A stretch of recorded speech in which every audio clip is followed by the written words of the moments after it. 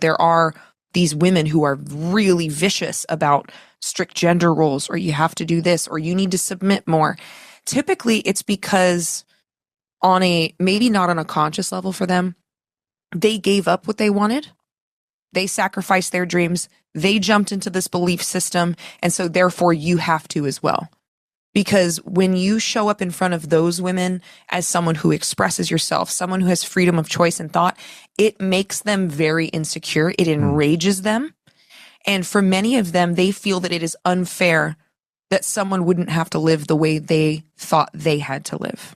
Yeah. And one of the things that Christian nationalism and fundamentalism does very, very well in the local church, we see this in the pastor's wife, and we can even see this in the Trump administration, where they strategically plant women in positions of authority that are still under a man, but it's enough to keep the rest of the women in line, right? When they go full Taliban, that's a different issue, right?